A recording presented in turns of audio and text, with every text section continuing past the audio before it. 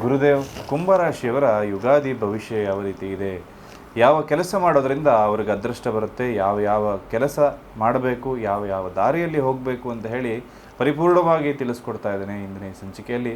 ಮೊದಲನೇ ಸರಿ ನಮ್ಮ ಚಾನಲ್ಗೆ ಬಂದಿದ್ದರೆ ದಯವಿಟ್ಟು ಸಬ್ಸ್ಕ್ರೈಬ್ ಮಾಡ್ಕೊಳ್ಳಿ, ಹಾಗೆ ಬೆಲ್ ಐಕಾನ್ ಕೂಡ ಕ್ಲಿಕ್ ಮಾಡ್ಕೊಳ್ಳಿ ಅಂತ ಹೇಳ್ತಾ, ಕುಂಭರಾಶಿಯವರಿಗೆ ಕಳೆದ 5-5.5 ವರ್ಷಗಳಿಂದ ಶನಿಯ 7.5 ನಡೀತಾ ಇದೆ. ಇದರಲ್ಲಿ ಹಲವಾರು ಕಷ್ಟ ನಷ್ಟಗಳು, ಪರೀಕ್ಷೆಗಳನ್ನು ಖಂಡಿತವಾಗ್ಲೂ ಕೂಡ ಕುಂಭರಾಶಿಯವರು ಎದುರಿಸಿರ್ತೀರಿ. ಅದರಿಂದಾಗಿ ಮುಂದೆ ಹೋಗಬೇಕು, ಈ ಸಮಸ್ಯೆಗಳನ್ನು ನೀಗಬೇಕು, ಈ ಕಷ್ಟಗಳನ್ನು ಪರಿಹಾರ ಮಾಡ್ಕೋಬೇಕು ಅಂತ ಹೇಳಿ ಬಹಳಷ್ಟು ಒದ್ದಾಟ ಕೂಡ ಖಂಡಿತವಾಗ್ಲೂ ನಿಮ್ಮಿಂದ ಆಗಿರುತ್ತೆ. ಅದು ಯಾವ ರೀತಿ ಆಗ್ತಾ ಇದೆ, ಬರುವಂತಹ ಕಷ್ಟಗಳನ್ನು ಯಾವ ರೀತಿ ಸರಿಪಡಿಸ್ಕೊಳ್ಬೇಕು ಎಲ್ಲವನ್ನ ಕೂಡ ತಿಳ್ಕೊಳ್ಳೋಣ. ಕುಂಭರಾಶಿ ಅಂದರೆ ಅದು ಮಾನವೀಯತೆಗೆ ಹೆಸರಾಗಿರ್ತಕ್ಕಂಥ ರಾಶಿ. ಏನಪ್ಪ ಇದು ಮಾನವೀಯತೆಗೆ ಹೆಸರಾಗಿರ್ತಕ್ಕಂಥ ರಾಶಿ? ನೋಡಿ, ನಿಮ್ಮಲ್ಲಿ ಮನುಷ್ಯತ್ವ ಅಂದರೆ ಏನು, ಒಬ್ಬ ಮನುಷ್ಯ ಯಾವ ರೀತಿ ಜೀವನ ಮಾಡಬೇಕು ಅಂತ ಹೇಳಿ ಖಂಡಿತವಾಗ್ಲೂ ಕುಂಭರಾಶಿಯವ್ರನ್ನ ನೋಡಿದ್ರೆ ಅರ್ಥ ಆಗ್ಬಿಡುತ್ತೆ. ಅಷ್ಟು ಒಳ್ಳೆಯ ಮನಸ್ಸು, ಮಗುವಿನಂತಹ ಮನಸ್ಸು ಖಂಡಿತವಾಗ್ಲೂ ಕೂಡ ಕುಂಭರಾಶಿಯವ್ರಿಗೆ ಹೆಚ್ಚಾಗಿರುತ್ತೆ. ಎಲ್ಲ ವಿಚಾರಗಳನ್ನು ಇನ್ನೊಬ್ಬರಿಗೆ ನನ್ನಿಂದ ಸಮಸ್ಯೆ ಆಗಬಾರ್ದು, ಇನ್ನೊಬ್ಬ ನನಗೋಸ್ಕರ ಕಾಯಬಾರ್ದು, ಕರೆಕ್ಟ್ ಟೈಮಿಗೆ ನಾನು ಹೋಗಬೇಕು ಆ ಜಾಗಕ್ಕೆ, ಇನ್ನೊಬ್ಬನ್ನ ಕಾಯಿಸೋದು ಸರಿಯಲ್ಲ, ಈ ರೀತಿ ಮನಸ್ಥಿತಿ ಯಾರಿಗಾದರೂ ಇತ್ತು, ಟೈಮ್ ಸೆನ್ಸ್ ಯಾರಿಗಾದರೂ ಇತ್ತು ಅಂದರೆ ಖಂಡಿತವಾಗ್ಲೂ ಕೂಡ ಕುಂಭರಾಶಿಯವರಿಗೆ ಜಾಸ್ತಿ ಆಗಿರುವಂಥದ್ದು. ಅಂತರಂಗ ಮತ್ತು ಬಹಿರಂಗ ಎರಡೂ ಕೂಡ ಶುದ್ಧವಾಗಿ ಇಟ್ಕೊಂಡಿರ್ತಾರೆ.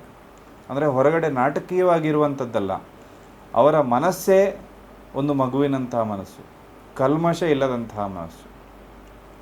ಒಬ್ಬ ವ್ಯಕ್ತಿಗೆ ತೊಂದರೆ ಕೊಡೋದು, ನೋವು ಕೊಡೋದು ಅಂದರೆ ಖಂಡಿತವಾಗ್ಲೂ ನಿಮಗೆ ಇಷ್ಟ ಆಗೋದಿಲ್ಲ. ಒಳ್ಳೆಯ ಬುದ್ಧಿಶಕ್ತಿ ಇರುತ್ತೆ, ನೆನಪಿನ ಶಕ್ತಿ ಚೆನ್ನಾಗಿರುತ್ತೆ, ಒಳ್ಳೆಯ ವಿಚಾರಗಳು ತಲೆಯಲ್ಲಿರುತ್ತೆ. ಯಾವಾಗಲೂ ಕೂಡ ಸಂಗೀತ, ವಾದ್ಯಗಳು ಅಥವಾ ಯಾವುದಾದ್ರೂ ಒಂದು ಕಲೆಯ ಕಡೆ ಖಂಡಿತವಾಗ್ಲೂ ಕೂಡ ಗಮನ ಇರುತ್ತೆ. ಅದನ್ನು ಕಲಿಬೇಕು, ಮಾಡಬೇಕು ಅನ್ನೋ ಮನಸ್ಥಿತಿ ಇರುತ್ತೆ.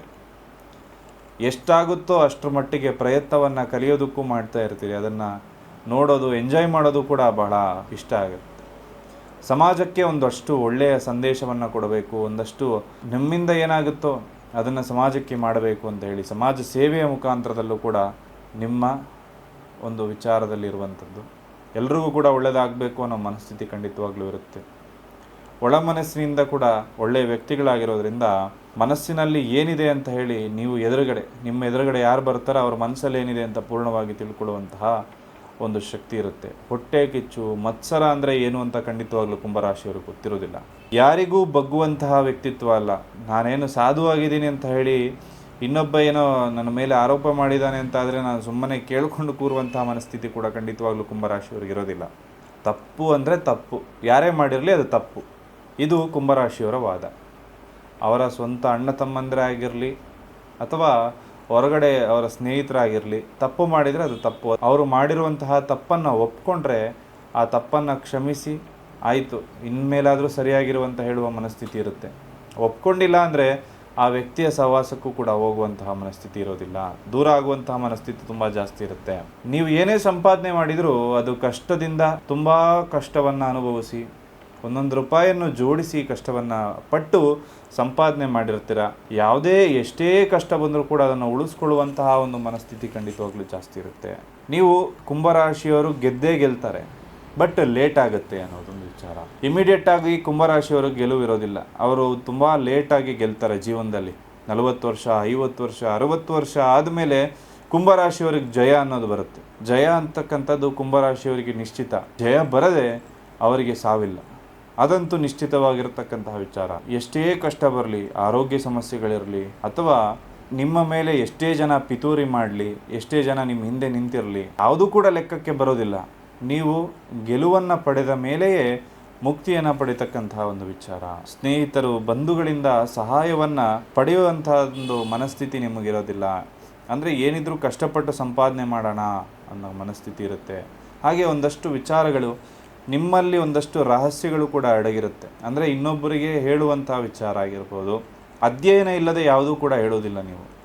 ಅದಕ್ಕೆ ಬೇಕಾದ ಪೂರ್ವಪರ ಅಧ್ಯಯನಗಳನ್ನು ಮಾಡಿ ಆ ನಂತರದಲ್ಲಿ ಅದನ್ನು ಇನ್ನೊಬ್ಬರಿಗೆ ಸಹಾಯವನ್ನು ಮಾಡೋಣ ಅನ್ನೋ ಮನಸ್ಥಿತಿ ಖಂಡಿತವಾಗ್ಲೂ ಕೂಡ ಕುಂಭರಾಶಿಯವರಿಗಿರುತ್ತೆ. ಹೀಗೆ 5 ವರ್ಷ ಶನಿಯ ಒಂದು ಕಾಟವನ್ನು ಅನುಭವಿಸಿ ಮುಂದಕ್ಕೆ ಬರ್ತಾ ಇದ್ದೇವೆ. ಶನಿಯ ಕೊನೆಯ ಭಾಗ ಯಾವ ರೀತಿ ಇರುತ್ತೆ ಅಂತ ಹೇಳಿ ಪೂರ್ಣವಾಗಿ ನೋಡೋಣ. ನೋಡಿ, ಮೊದಲನೇ ಭಾಗದಲ್ಲಿ ಅಂದರೆ ಶನಿ ಮಕರ ರಾಶಿಯಲ್ಲಿದ್ದಾಗ ಪರೀಕ್ಷೆಯನ್ನು ಕೊಟ್ಟ ಶನಿ. ಎರಡನೇ ಭಾಗದಲ್ಲಿ ಆ ಪರೀಕ್ಷೆಯನ್ನು ಹೇಗೆ ಎದುರಿಸಬೇಕು ಅಂತ ಹೇಳಿಕೊಟ್ಟ. ಈಗ ಪರೀಕ್ಷೆಯಲ್ಲಿ ಕೂರಿಸಿದ್ದಾನೆ, ಆ ಪರೀಕ್ಷೆಯನ್ನು ಎದುರಿಸ್ತಕ್ಕಂತಹ ಕ್ಷಮತೆ, ಬುದ್ಧಿಶಕ್ತಿ ಎಲ್ಲವನ್ನ ಕೊಟ್ಟಿದ್ದಾನೆ. ನಿಮ್ಮ ಬುದ್ಧಿವಂತಿಕೆಯಿಂದ ನೀವು ಆ ಕಷ್ಟಗಳನ್ನು ಎದುರಿಸಿ ಆ ಕಷ್ಟಗಳನ್ನು ಮೆಟ್ಟಿ ಮುಂದೆ ಬರುವಂತಹ ಚೈತನ್ಯವನ್ನು ಕೂಡ ಶನಿ ನಿಮಗೆ ಕೊಟ್ಟಿದ್ದಾನೆ. ಶನಿಯ ಹೆಸರು ಕೇಳಿದ ತಕ್ಷಣ ನಾವೆಲ್ಲ ಹೆದರು ಬಿಡುತ್ತೇವೆ. ಎಲ್ಲಿ ಶನಿ ಬಂದು ಒಂದು ಆಕ್ಸಿಡೆಂಟ್ ಆಗ್ಬಿಡುತ್ತೋ, ಎಲ್ಲಿ ಆರೋಗ್ಯ ಸಮಸ್ಯೆಗಳು ಜಾಸ್ತಿ ಆಗ್ಬಿಡುತ್ತೋ, ಎಲ್ಲಿ ಶನಿಯಿಂದಾಗಿ ನಾವು ನಮ್ಮ ಧನ, ಕನಕ, ವಸ್ತು, ವಾಹನ ಎಲ್ಲವನ್ನ ಕಳೆದುಕೊಳ್ಳುವಂತಹ ಪರಿಸ್ಥಿತಿ ಬರುತ್ತೋ ಅಂತ ಹೇಳಿ. ನೀವು ಕುಂಭರಾಶಿಯವರ ಜಾತಕದಲ್ಲಿ ಏನಾದರೂ ಶನಿ ದಶೆಗಳೇನಾದರೂ ನಡೀತಾ ಇದ್ದರೆ ಖಂಡಿತವಾಗ್ಲೂ ಕೂಡ ಕಷ್ಟವನ್ನು ಅನುಭವಿಸ್ಬೇಕಾಗತ್ತೆ. ಅದೇ ಶನಿ ದಶೆ ಇಲ್ಲದೆ ಬೇರೆ ದಶೆ ನಡೀತಾ ಇದ್ದರೆ ಒಂದಷ್ಟು ಮಧ್ಯಮ ಫಲವನ್ನು ನೀವು ನೋಡ್ತೀರಿ. ಈ 2.5 ವರ್ಷದಲ್ಲಿ ಶನಿ ದಶೆ ಏನಾದರೂ ಪ್ರಾರಂಭ ಆಗುವಂಥವರು ತುಂಬ ಕಷ್ಟವನ್ನು ಎದುರಿಸ್ತಕ್ಕಂಥ ಸಾಧ್ಯತೆ ಇದೆ. ನೋಡಿ, ಒಬ್ಬ ವ್ಯಕ್ತಿ ಜೀವನದಲ್ಲಿ ಮುಂದೆ ಬರಬೇಕು, ಸಕ್ಸಸ್ ಆಗಬೇಕು ಅಂತ ಹೇಳಿ ಬಹಳ ಆತುರ ಪಡ್ತಾ ಇರ್ತಾನೆ, ಆದರೆ ಸಕ್ಸಸ್ ಆಗೋದಕ್ಕೆ ಆಗ್ತಾ ಇರೋದಿಲ್ಲ. ಕೆಲವೊಬ್ಬರ ಜೀವನದಲ್ಲಿ ರಾಜಯೋಗ ಇದ್ದರೂ ಕೂಡ ಸಾಮಾನ್ಯ ವ್ಯಕ್ತಿಯ ಥರ ಅವರು ಜೀವನವನ್ನು ನಡೆಸ್ತಾ ಇರ್ತಾರೆ. ಆದರೆ ಇನ್ನೂ ಕೆಲವೊಬ್ಬರ ಜೀವನದಲ್ಲಿ ಯಾವುದೇ ಯೋಗ ಇಲ್ಲ ಇದ್ದರೂ ಕೂಡ ದಿನದಿಂದ ದಿನಕ್ಕೆ ಅಭಿವೃದ್ಧಿಯನ್ನು ಆಗ್ತಾ ಇರ್ತಾರೆ. ಅದಕ್ಕೆ ಮೂಲ ಕಾರಣ ನನ್ನ ಜಾತಕದಲ್ಲೇನಿದೆ, ಯಾವ ದಶೆ ನಡೀತಾ ಇದೆ, ನಾನು ಯಾವ ದಾರಿಯಲ್ಲಿ ಹೋದರೆ ಸಕ್ಸಸ್ ಆಗ್ತೀನಿ ಅಂತ ಹೇಳಿ ಅವರವರ ಜಾತಕವನ್ನು ನೋಡಿ ತಿಳ್ಕೊಂಡಿರ್ತಾರೆ.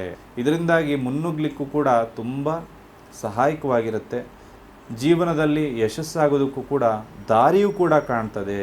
ಜಾತಕ ಅನ್ನೋದು, ಜ್ಯೋತಿಷ್ಯ ಅನ್ನೋದು ದಾರಿ ಅಷ್ಟೇ, ಪರಿಹಾರವಲ್ಲ. ಯಾವ ದಾರಿಯಲ್ಲಿ ಹೋದರೆ ಸಕ್ಸಸ್ ಆಗ್ತೀನಿ ಅಂತಕ್ಕಂಥದ್ದು ಜ್ಯೋತಿಷ್ಯದ ಮುಖಾಂತರದಲ್ಲಿ ನಾವು ಪಡ್ಕೊಳ್ಬೋದು, ತಿಳ್ಕೊಳ್ಬೋದು. ಹಾಗೆ ಕುಂಭರಾಶಿಯವರ ಯುಗಾದಿ ಭವಿಷ್ಯ ಯಾವ ರೀತಿ ಇರುತ್ತೆ ಅಂತ ನೋಡೋದಾದರೆ, ಆರ್ಥಿಕ ಸ್ಥಿತಿಯಲ್ಲಿ ಸ್ವಲ್ಪ ಒಂದು ಸದೃಢತೆ ಅಂತಕ್ಕಂಥದ್ದು ಕಾಣಿಸ್ತಾ ಇದೆ. ಅಂದರೆ ಇಷ್ಟು ದಿನ ಸ್ವಲ್ಪ ಹಣಕಾಸಿನಲ್ಲಿ ಯಾವುದೋ ಹಣ ಬರ್ತಾ ಇರಲಿಲ್ಲ, ಖರ್ಚು ಮಾಡೋದಕ್ಕೆ ದುಡ್ಡಿರಲಿಲ್ಲ. ಇನ್ನು ಮೇಲೆ ಯಾವುದಾದ್ರೂ ಮೂಲಗಳಿಂದ ಹಣ ನಿಮ್ಮ ಅಕೌಂಟಿಗೆ ಬಂದು ಬೀಳ್ತದೆ.